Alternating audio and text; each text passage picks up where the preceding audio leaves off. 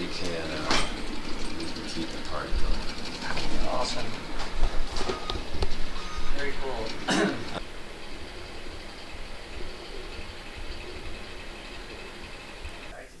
Ready. So yeah, isn't it a beaut? You got it, yeah, it's gorgeous. So I still have to reprint this, and yeah, so this I reworked a little bit. Fire screen. Yeah. So I'm gonna just like put regular hinges on here. So this معرفة شاشات الهاتي شهدتها البلاد الأسبوع الماضي مذكرا بأن حل معضلة البطالة مسؤولية الجميع. من تونس العاصمة مراسلنا شاكر بسبس. قال رئيس الحكومة التونسية العبد بسيط أمام نواب البرلمان في جلسة استثنائية على خلفية الاحتجاجات الأخيرة في تونس. وفي مقدمتها النمسا تجاه دولة أوروبية أخرى عضو في الاتحاد الأوروبي. هذه الدولة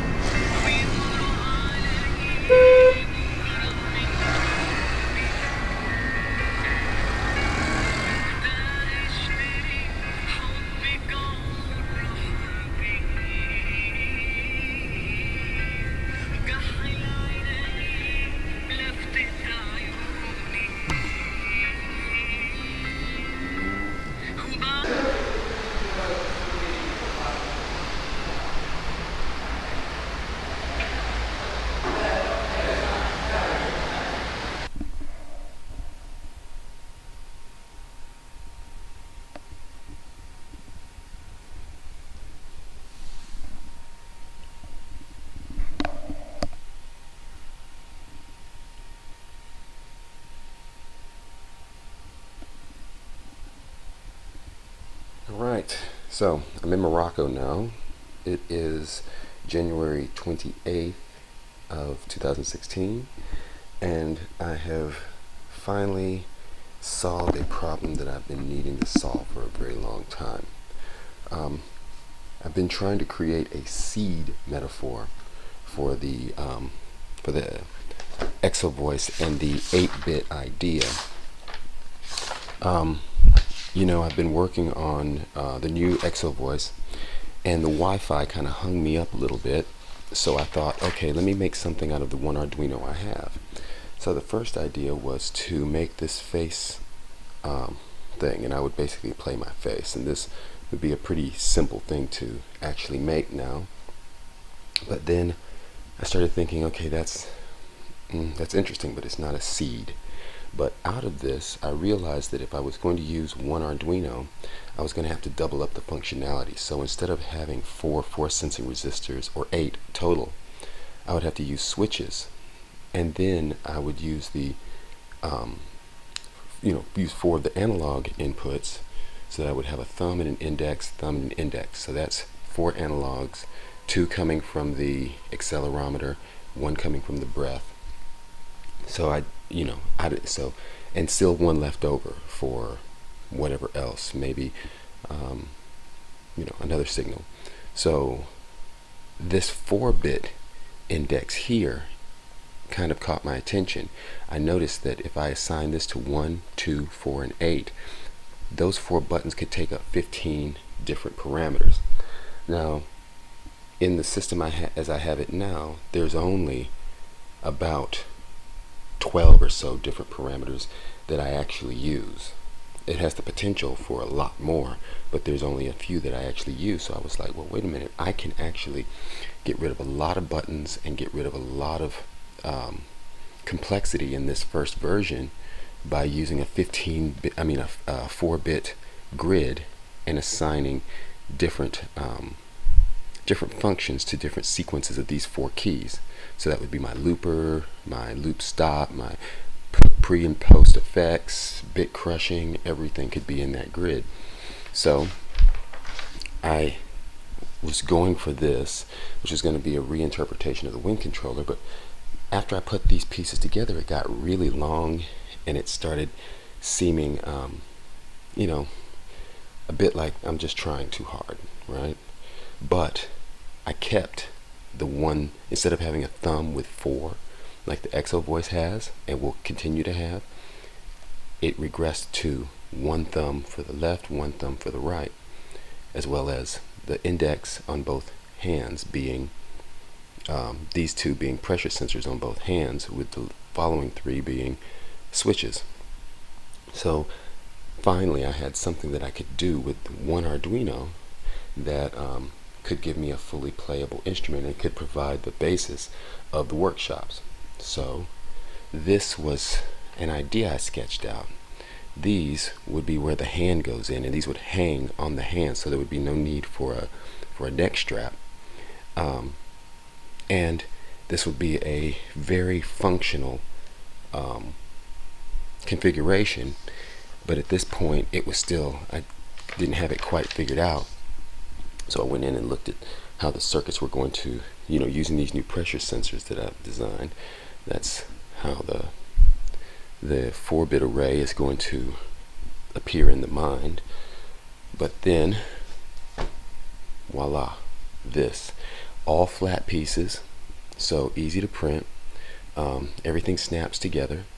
This piece here where the Arduino is, it forms a base. So from here, this snaps in this side, this snaps in that side, holding the thing in the mouthpiece in place, and then a cover fits over the top of this to kind of reinforce, hold the accelerometer in place, keep the Arduino from popping out, and then it's just ready to go. So the goal for today is to document, but to also make this design work and make it work today as a test of its printability, and see how long that takes. And then this should be a proper workshop format for the coming future. So we're going to get on it.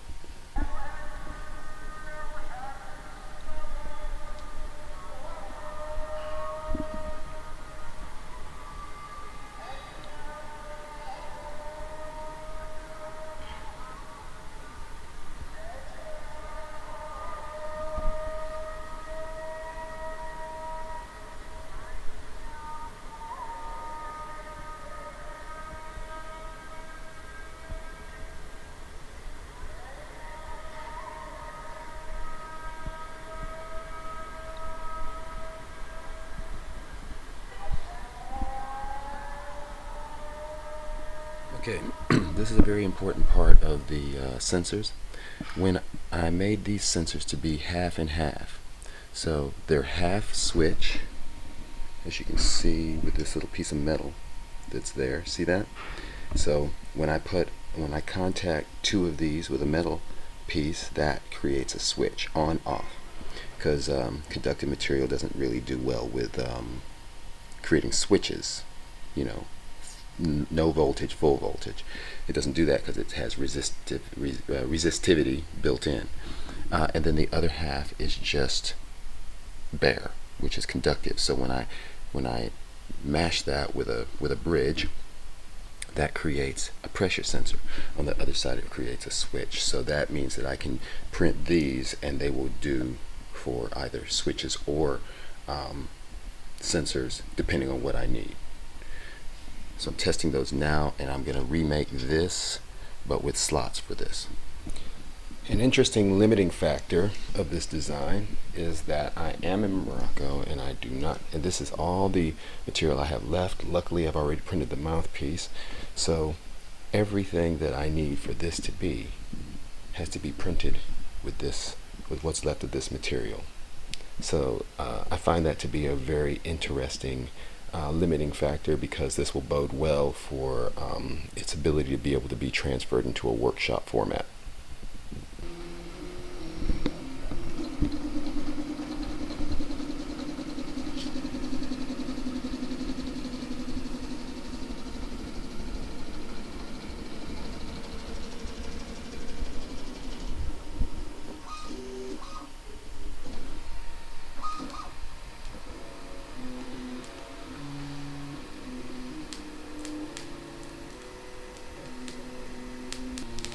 Alright, so here's the first wing.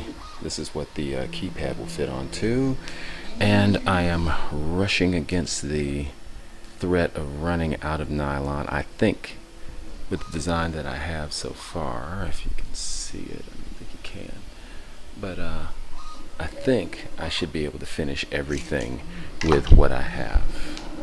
So we'll see how that works out. The Arduino that I'm using right now, which is one of my previous ones, which is the reason why this is a standby version, because I want to take my time with the Wi-Fi on this. I don't really want to rush. I don't want to rush making this work the way I know that it will. You know, so, I mean, what's the point if I'm just gonna, you know, make it a rush job? This can be a rush job. This is a work of art.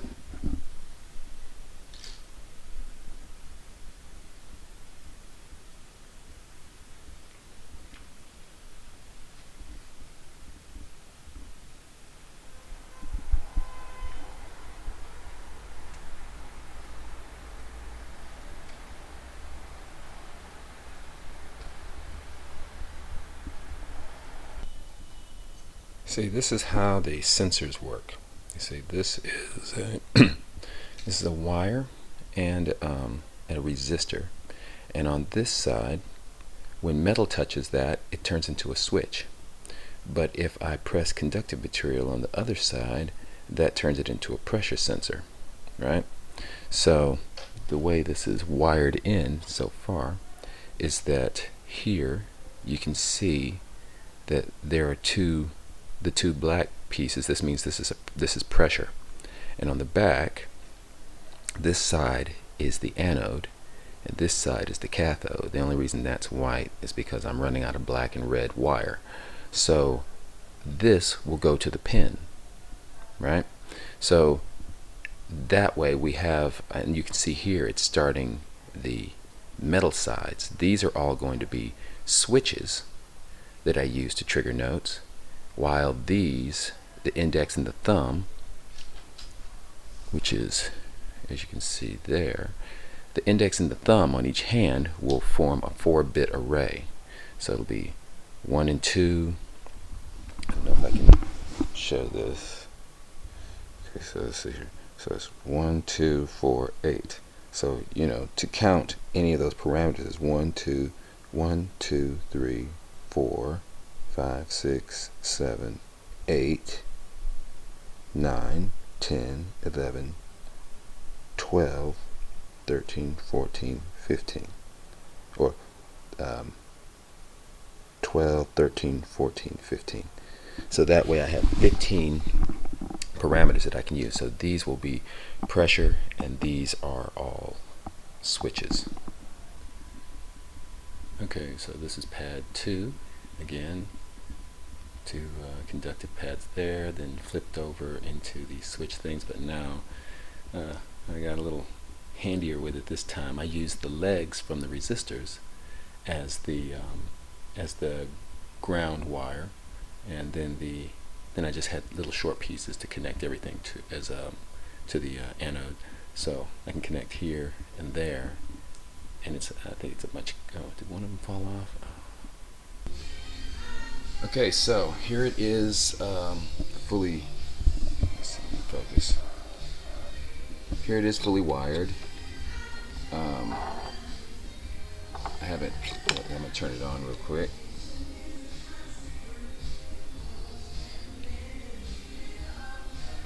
So yeah, this is going to be a very trippy effect, because this one's they'll both pulse to breath, but this one's going to be a kind of RGB indicator of whatever parameter I'm changing. So it'll fluctuate in different ways depending on what the accelerometer is sending it, and the breath pressure. So this one's a bit more note interval color stuff, whereas both of them together in this line I'm just now seeing will be really very trippy.